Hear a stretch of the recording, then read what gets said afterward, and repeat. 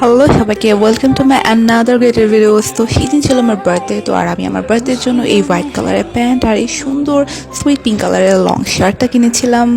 তো এটাই এখন আমি পরে নিলাম।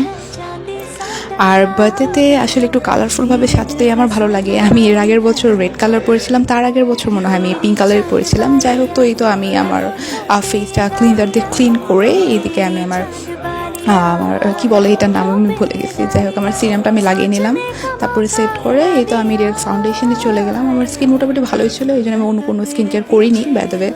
তারপর আমি হালকা ফাউন্ডেশনটা নিয়ে আমি ফিটমির ফাউন্ডেশনটা সবসময় ইউজ করি। তো যাই হোক, ফিটমির ফাউন্ডেশনটা আমি দিয়ে এখানে ব্লেন্ড করে নিলাম হালকা করে। যদিও আমি সাজুগুজু যারা আমার ভিডিও দেখেন, আমি খুব একটা বেশি ফাউন্ডেশন লাগাই না। তারপর আমি সুন্দর এই একদম ন্যাচারাল কালারের আইশ্যাডোটা লাগিয়ে নিলাম। তারপর একদম চিকন করে আইলাইনার দিয়ে দিলাম, একদম টানা বা উইংস ছাড়া। যাই হোক, তারপর আমি একটু ফেস পাউডার দিয়ে ফেসটা আমি একদম ঠিকঠাক করে নিলাম। তারপর কাজলে চলে গেলাম। কাজল তো অবভিয়াসলি দেবো। তারপরে মাঝখানে আমি একটু আইব্রো দিয়েছি, আমি আইব্রো আর যেটা করে নিয়েছি। তারপর হালকা একটু ব্লাশিং লাগিয়ে দিলাম। যেহেতু আমি বাসায় থাকবো, বাইরে যাবো না, খুব একটা বেশি মানুষ আমার বাড়িতে আসবেও না, এই জন্য যতটা সিম্পল করা যায় জাস্ট ছবি তোলার জন্য আমি যে সেভাবে সাজুগুজু করছিলাম।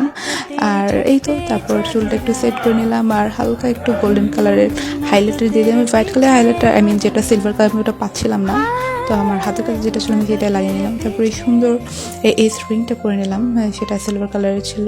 আর এই সুন্দর পিঙ্ক কালারের লিপস্টিকটা পরে নিলাম, হট পিঙ্ক কালার।